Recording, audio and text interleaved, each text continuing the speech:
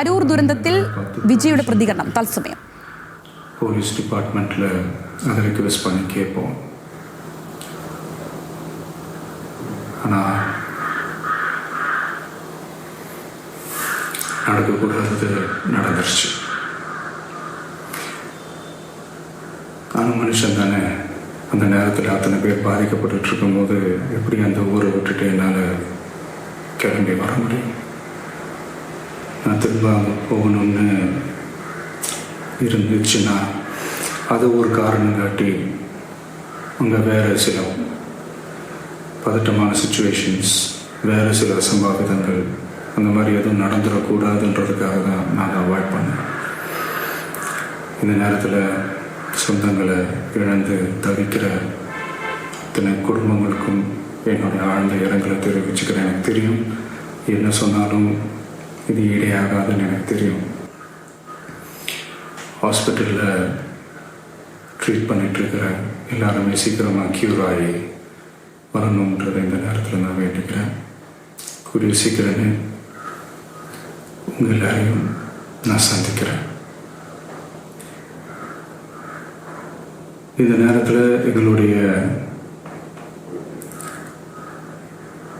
வழிகளை, எங்களுடைய நிலைமையை புரிஞ்சுக்கிட்டு எங்களுக்காக பேசின அரசியல் கட்சிகளை சார்ந்த நண்பர்கள், தலைவர்கள் அனைவருக்கும் என்னுடைய நன்றியை தெரிவிச்சுக்கிறேன்.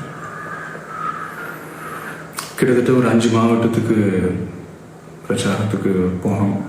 இந்த மாதிரி எதுவுமே நடக்கலாம். ஆனால் கரூரில் மட்டும் ஏன் எப்படி நடக்குது, எப்படி நடக்குது?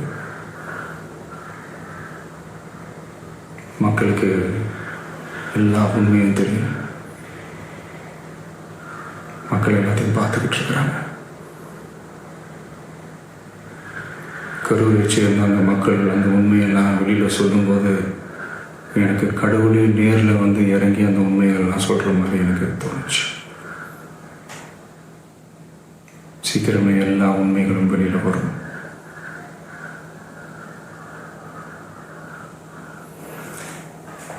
எங்களுக்கு தரப்பட்ட இடத்துல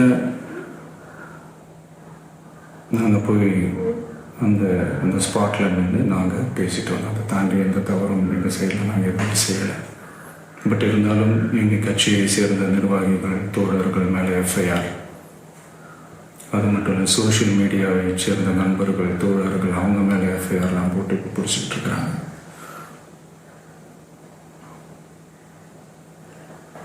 சிஎம் சார்,